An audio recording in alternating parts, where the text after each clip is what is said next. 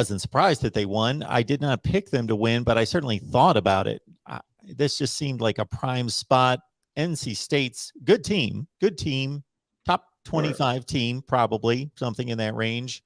But they lost to Mississippi State by a couple touchdowns on the road. They had just come off a really good showing against Boston College, and I I still think they're the better team. But playing in Miami, I had a feeling, but I didn't go with my gut on this one. I went with my head knowledge and went with the straight shot that seemed obvious that NC State would win the game. They've got a lot more to play for. They're playing well, but Miami got the job done, 31-30.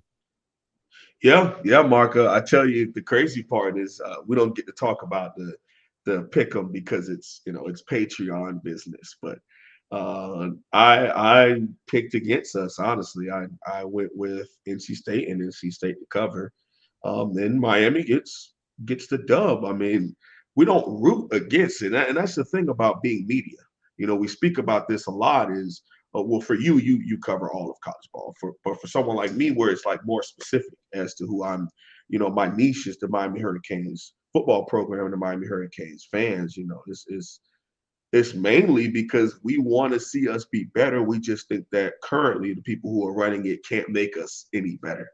But this past Saturday, they tapped into the 2001 team being there, the energy in the stadium. That was the most people that had been in our stadium since Michigan State, which was like, what, 4 or 5 weeks ago now at this point. So we had a solid showing, nothing too crazy, but a solid showing for that. I wish it could have been more. Anytime we get a so-so comment from the ESPN or anybody who's covering our games, then the fan base pushes to we need an on-campus stadium of only 40,000 people, which we all know if you had a competent program that's rolling, that's a 9, a 10, 11 win program year in and year out, you would have 80% of people in their stadium. All right, it's what happened. Under Mark Richt, fan bases showing up wasn't a problem.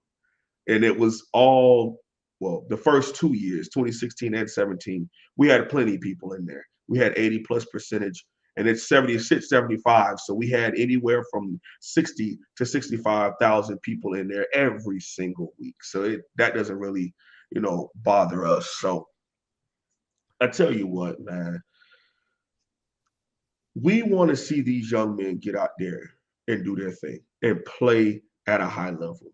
And we saw a lot of flashes this past Saturday. We also saw some flashes of things that we need to get done and get fixed for the most part. We still had some issues with some open field tackling, which it happens. People miss open field tackles all the time. It's a part of the sport. You watch on Sundays, there's people who break tackles. But if you look at what was happening in the high percentage of Miami missing tackles, it was becoming, pathetic. In all honesty, I mean, statistically proven, we were the worst tackling defense at one point this season. Now we're the top 5 worst. So we're somewhere in, 130 to 125 is still in the percentage of tackling. But we still had a lot of young men that flashed. And the smile on my face comes from, yes, we got the win. That means something. And at the end of the day, this is a result-based business. There's wins and losses. That's what you get hired and fired on, is wins and losses. They don't care about community service. They don't care about you getting the graduation rate up. They don't care about you helping build better young men. They care about wins and losses. And what I mean by they, you got your casual fans, you have your administration. They care about those things, your wins and losses. What we saw this past weekend was we have a QB who fits this system and who is healthy. Okay. When you look at what was happening with De'Aaron King and come to find out that he was hurt majority of the season and he went out there and played through it anyway, that we hurt for that young man. But you see the QB that went out there in Tyler Van Dyke, who was healthy, who's making these throws, who's a gamer. He's breaking out the pocket on 3rd and 8, 3rd and 10, sliding and getting key first downs, even some 4th down conversions. He's putting the ball up high, up away from these cornerbacks and allowing wide receivers to attack the ball at the highest position. He's throwing those deep posts down the middle that are 40-yard opportunities. You know, he'll take a shot on 2nd and 10 because he's like, whatever, we'll get it and convert the third. You know, he talked that smack early on in the week against NC State, and as far as saying that I don't think that they can stop us because the previous QBs here have carved them up. And then he went out there and did something very similar to them. Okay. Now, I'm not saying all of this to rally the troops and hey, it's all right, everybody. We don't have to worry about fire Manny Diaz, fire Blake James. We're good. That's not what I'm saying.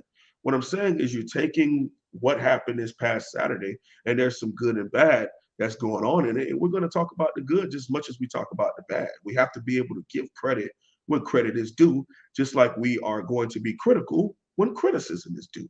That's just simple fairness, you know. You look at also our running game, it looks a lot different. And to me, it is also the dynamic and the spark of Jalen Knighton and also mixing in a Cody Brown. What I'm still worried about is how we're not. Where was this when Cam Harris was running back? Where was the wheel route when Cam Harris was running back? Where's the stretch plays? Where's the option plays? When Cam was here, all we did was dive, dive, dive, dive, dive. I'm not understanding that. Okay, then we get in certain situations where we're telegraphing our run game. Cody Brown gets in, who's a 6 foot, 225, 230. He's a power back. We get in and we get in a goal line on 3rd and 1. Why didn't we just stay in our regular spread and give him a dive? You don't want the defense to know what you're about to do. That's the point of calling plays. Now you do get stubborn, you do get a little cocky. All of us do. And it's like, well, they're going to have to line up and stop us. Okay, well, I get where you're coming from, but I think it would have made a little bit more sense to sit in our regular base offense and just give Cody a simple dive up the gut. Look over to the offensive line. Our offensive line has grown. The telecast spoke about how these 5 offensive linemen have been playing together for a couple weeks now. So it's kind of a mesh. The offensive line of Zion Nelson, Navon Donaldson at left guard, which we all think of him as a big mauler, which is usually reserved for your right guard. But he seems to be doing a lot better with his plant leg being his right, and then his kick leg being his left at left guard. And he seems a lot more comfortable in that position, which is new because he hasn't played left guard since 2019. But he's doing very well there. Ja'Kai Clark at center, we had some mishaps, but for the most part, his communication and the way that he communicates with the offensive line and our QB has helped the last couple of weeks in pass protection. Yes, we had 3 sacks last week against North Carolina, but we only gave up 1 sack against NC State. So that means we're getting a lot better against the blitz. We're having a lot better communication, and we're getting a hat on a hat. And that's all you can ask for when you're talking about college ball. Now you go to the pros and you got all kind of like half splits and all kind of crazy protections that happen at that level. But at this level, it's basically get a hat on a hat, drive, let's have good technique, let's play low, and give the QB an extra second to get the ball off. In that right guard, you have DJ Scaife, who's moved inside, and we all thought that wouldn't really work out well because he's still a little light in the behind, but he's doing suffice. And Jared Williams is doing very well at right tackle. So we're being more of a pass-first team featuring the run, which is what a lot of us have said the University of Miami would be great at, man. That's our thing.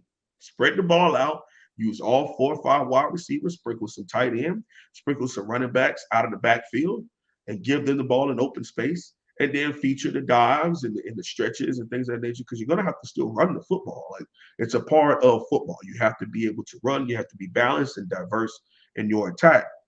We also have been getting some motion going in where we're orbiting our slot wide receivers. Our outside wide receivers orbit is when you go behind the QB. Ace jet is when you come in front of the QB. That's what motion's differential is.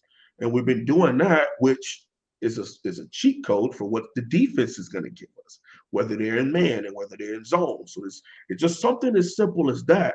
It's giving TVD a different level of his keys, whether he wants to read high to low or low to high.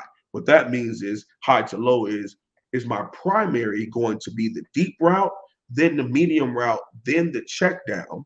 Low to high is check down to medium to deep.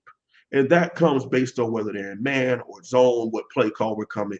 And so when we're doing just simple things as motions, that kind of stuff gives the answer to the QB as to what we're going to do on this particular play.